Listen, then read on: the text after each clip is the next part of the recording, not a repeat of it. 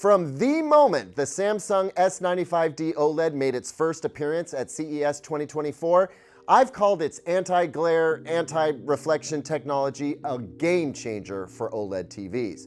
But the moment those words left my mouth, concerns that this technology might somehow degrade this OLED TV's picture quality started pouring into comment sections and discussion forums across the web. Since then, I've seen the S95D in several settings, but I've always said I would reserve my final opinion until such a time that I had this TV here in our studio where I could run an exhaustive slate of tests and film the results. And all the while, I've said I was prepared to be proven wrong. Well, that time has come. So, was I wrong? Is the S95D's unique ambient light abatement technology a net positive or a net negative? We're about to find out.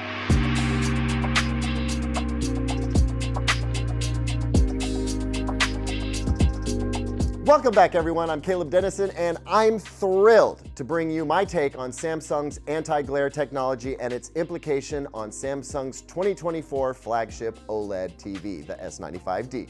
But before we dive in, there are a couple of things that I need you to know. The first thing is, this is perhaps the most challenging video we have ever shot at Digital Trends, at least from the perspective of trying to show you, through our camera and YouTube's compression, and whatever it is you are watching this video on, what it is that we see here. And I gotta tell you, we are putting our best efforts forward here, employing all the tricks we've learned over the past 13 years or so of shooting TVs.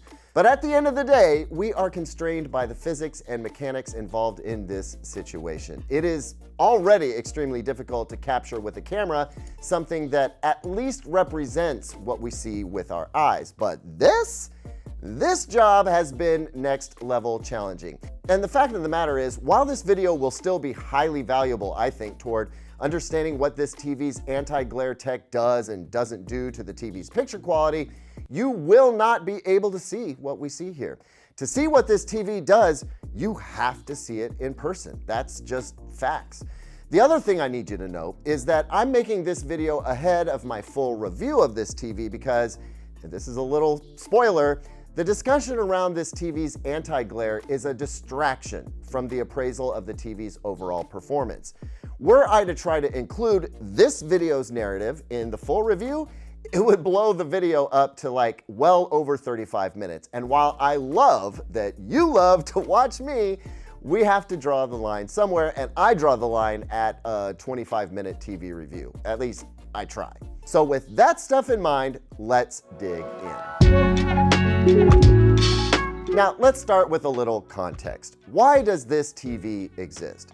Well, for as long as OLED TVs have existed, there have been two consistent complaints that have prevented them from being a great candidate for nearly any consumer with the means to buy them.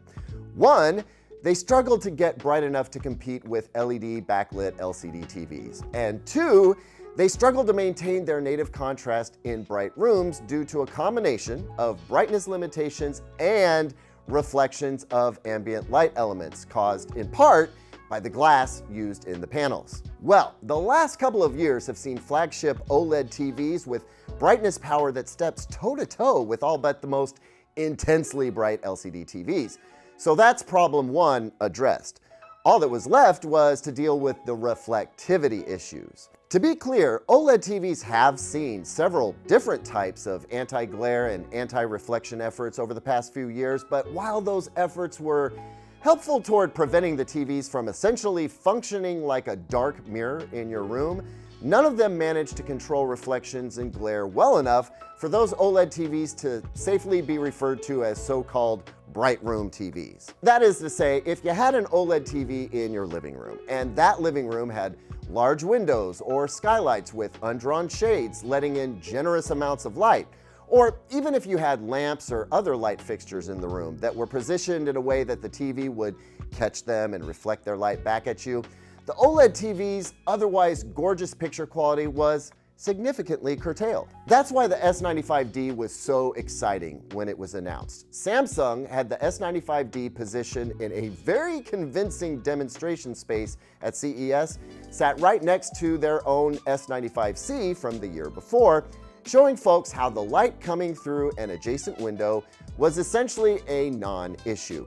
It seemed that the S95D would be the first OLED TV that could maintain its contrast and color even in harsh environments. Then the concerns started pouring in. Folks started talking about matte screens and loss of luster and compromised baseline black levels. And to an extent, I might be responsible for at least some of that concern because I raised questions like that in my initial coverage. But since then, I've seen the S95D in a number of environments and have held fast my position that the S95D's performance was pretty much awesome everywhere I saw it. Anyway, enough about the history and context. Let's get down to brass tacks. The S95D handles inbound light by scattering it. It's not a black hole. It can't absorb light and just make it go away, as cool as that would be. But the effect it has on light is as close to that as we've ever seen. Still, in the end, the light is being scattered. So instead of seeing mirror-like reflection of lights, where even though the intensity of the light is reduced, you can still make out a clear image of a light bulb or some other objects in your room, the S95D scatters that light so that at worst, what you get is a gentle, you know what, I gotta be careful of the words that I use here because it isn't a gentle glow exactly. It isn't really a gentle haze either. It's, I don't know, I'm rarely at a loss for words, but right now I am. Let's try something else. Check out our studio light here.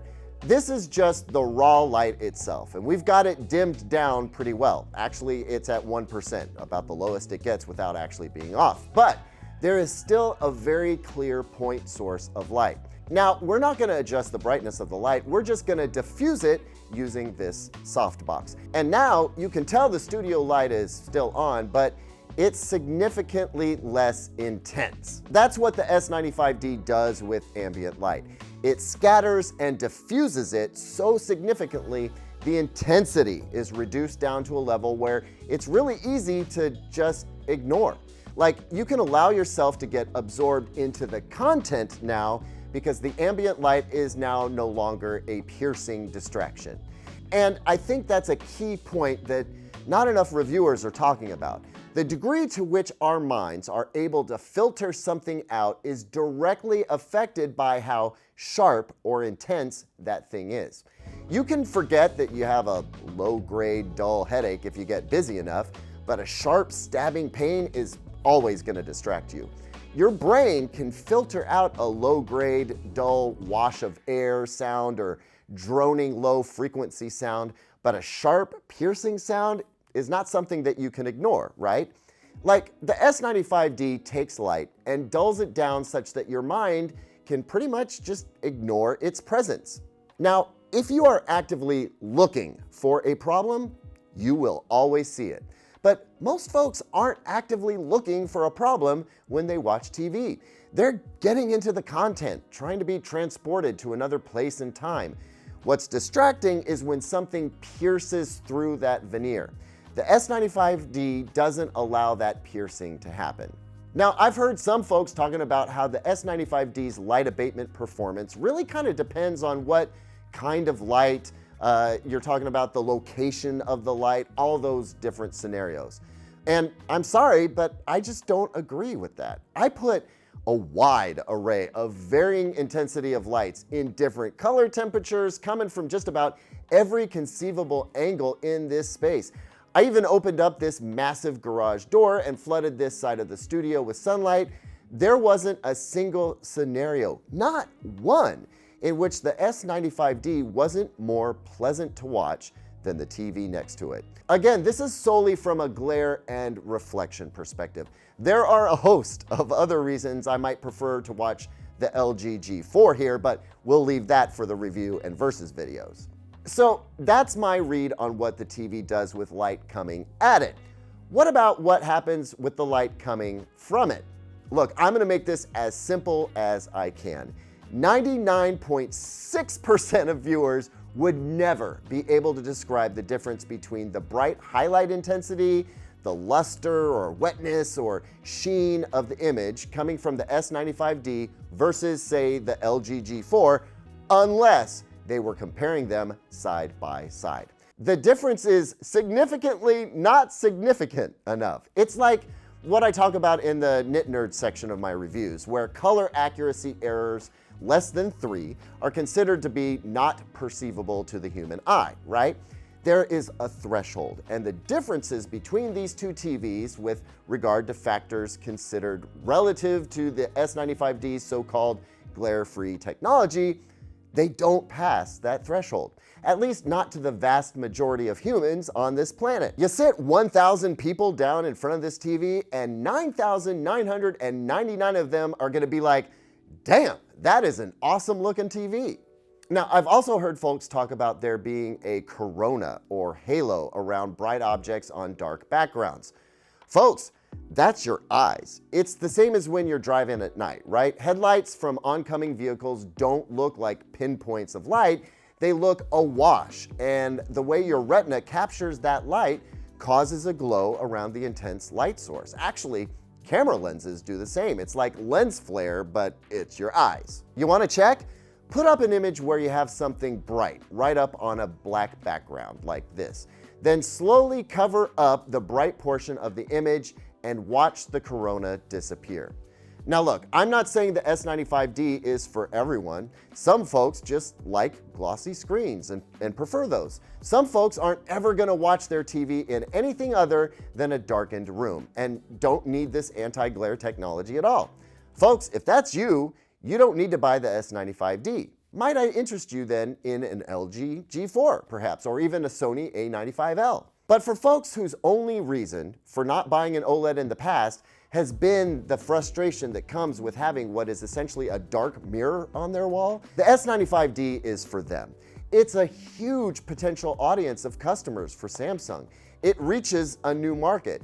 And for that reason, I just don't think you can successfully argue that the creation of the S95D was a bad business move on Samsung's part. Now, to those of you who want the brightest OLED Samsung makes because you want the Samsung, you want the Tizen, you want the brightest Samsung Tizen QD-OLED, well, for you guys in that, and I don't mean this to be insulting at all, but for those of you in that relatively tiny club, I'm sorry, Samsung did not have you in mind when making the S95D, and I'm afraid that they will never make a separate glossy SKU because that would be a poor business decision. In the end, the money is going to cast the final vote on whether Samsung does this again. If lots of people buy the S95D because they love what it does, then Samsung is going to keep doing this. If this TV ends up being a flop, well, first of all, let's hope it's not because of misinformation or confusion, but if folks don't love it, then I reckon Samsung won't be doing it in a year or two, and glossy flagship QD-OLEDs from Samsung will be a thing again. In the meantime, I think this was a good idea. It's not a perfect TV, but anything that makes OLED picture quality more accessible to folks is a smart move in my book.